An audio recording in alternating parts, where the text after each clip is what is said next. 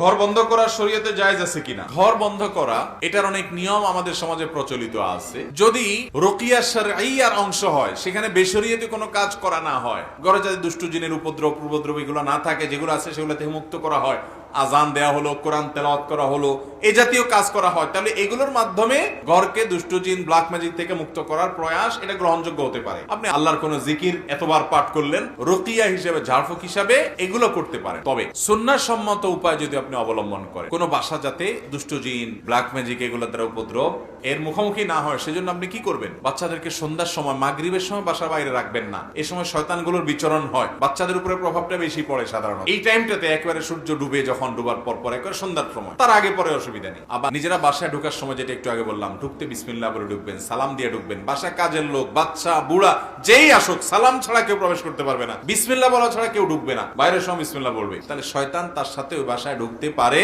হাদিসে আসছে, কেউ বাসায় যখন আসে তার সাথে সাথে ইবলিসও আসে। আর যদি আপনি বিসমিল্লাহ বলে ঢুকেন, ইবলিস বলে, হায় হায় রে, আজকে এখানে রাতে আর থাকার সুযোগ হলো না। আমরা টের পাই না আমাদের জিন্দেগিতে কিভাবে বরকত চলে যায়। এজন্য বাসায় সবাই, যত মানুষ ঢুকবে বাড়িতে, ঘরে ঢোকার সময় কি পড়ে ঢুকবে? বিসমিল্লাহ। আবার বের হওয়ার সময়, খাওয়ার সময় বিসমিল্লাহ। প্রতিটা কাজে বিসমিল্লাহ। বিসমিল্লাহ বললে ইবলিস আর সুযোগ পায় না, চান্স পায় না। এজন্য বাসা বাড়ি থেকে এগুলোকে ঝেঁটিয়ে বিদায় করতে চাইলে এই সুন্নাহ সম্মত আমলগুলো হলো সবচেয়ে বড় আমল।